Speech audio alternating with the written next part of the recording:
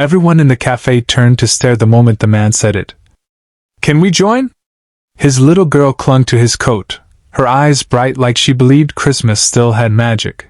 But the woman he was speaking to? She had just been rejected so brutally on what was supposed to be her Christmas blind date that she could barely breathe. Subscribe to our channel and like the video, and stay tuned for more content like this. No one expected their worlds to collide. No one expected a single dad and a broken-hearted woman to share a table. But that small question, "Can we join?" set in motion a night that would change all of them forever.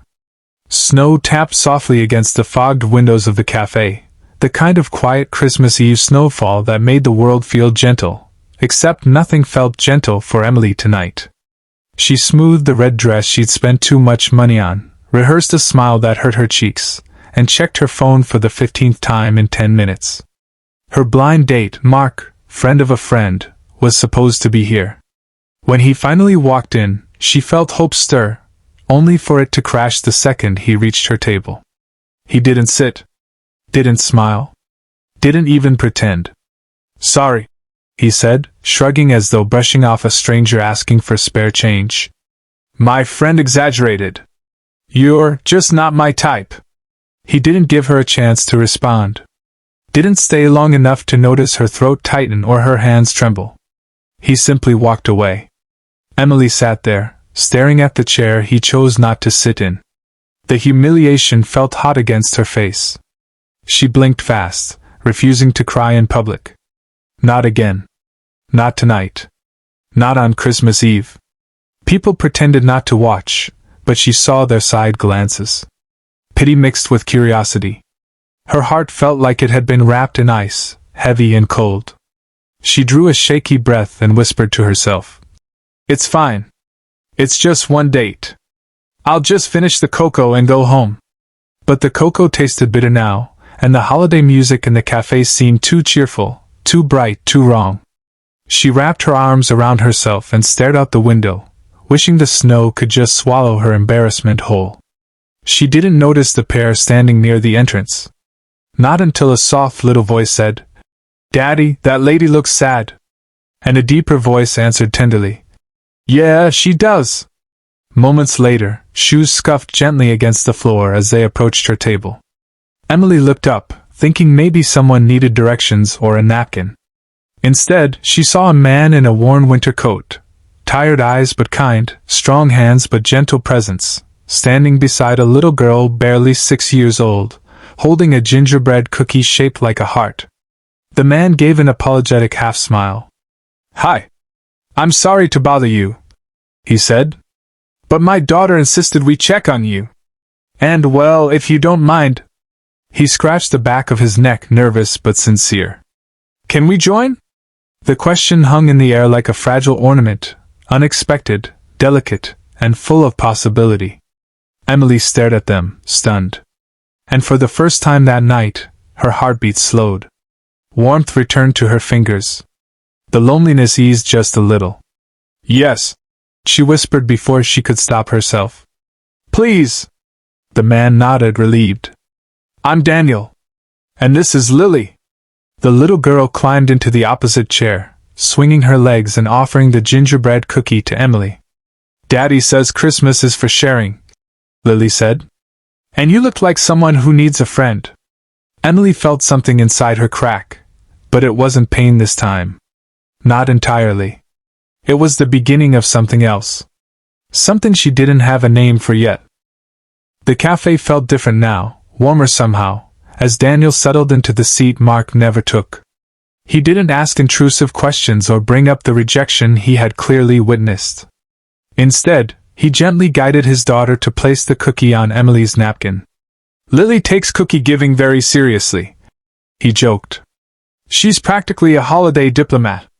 The girl grinned and began telling Emily about the snowman she tried to build earlier. It fell over 3 times, the carrot kept disappearing, and the neighbor's dog had run off with one of the gloves.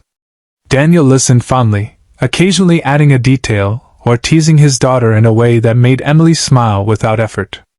She hadn't smiled genuinely in weeks. Maybe months.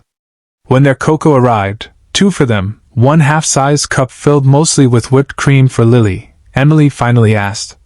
"So, what brings you two out tonight?" Daniel hesitated, as if choosing honesty over comfort. "This is our first Christmas without Lily's mom. She passed away in the spring." His voice didn't crack, but there was a quiet heaviness to it. Emily's heart both ached and softened. "I'm so sorry," she said. "And she meant it." Daniel nodded gently. "We're managing. Taking it one holiday at a time." He smiled at his daughter. "Tonight I told her we'd try something new. Make a memory instead of missing the ones we lost." Emily admired the strength in his voice. Not the absence of pain, but the courage to keep going despite it. "And you?" Daniel asked softly. "Rough night?" Emily let out a breathy laugh. "Blind date disaster. He took one look and decided I wasn't his type." Lily gasped dramatically. "That's silly. You're pretty. And you didn't even spill anything." For the first time all night, Emily laughed, really laughed. Daniel glanced at her with a softness she hadn't expected. "Some people don't see what matters." Their eyes held for a moment longer than a stranger's should. Not romantic, not yet, but sincere. Human. Present. They talked for almost an hour about everything and nothing. Childhood memories, silly traditions, favorite movies, the smell of fresh pine trees. Emily felt seen, not judged. Daniel felt understood, not pitted. Lily eventually yawned so widely her head nearly fell into her cocoa. Daniel chuckled. "Looks like someone's done for the night." "Wait," Lily said sleepily, tugging Emily's sleeve. "Can we see you again?" Emily blinked. "You want to see me again?" Lily nodded. "Daddy smiles more when you talk." Daniel's ears turned pink. "Kids," he muttered under his breath. Emily looked at the two of them, this fragile, healing little family, and something inside her shifted.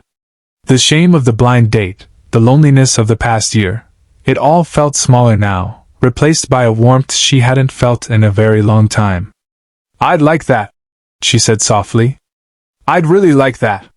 They stood to leave together, and as they walked toward the door, Daniel touched her elbow lightly, hesitant, gentle, grateful. "Thank you," he said. "For what?" "For letting a couple of strangers join you when you needed it least, but maybe when we all needed it most." Snowflakes drifted down as they stepped outside, the world glowing with Christmas lights and new beginnings. Emily glanced at Daniel and Lily. And for the first time in years, she didn't feel alone on Christmas. She felt chosen. She felt found. She felt home.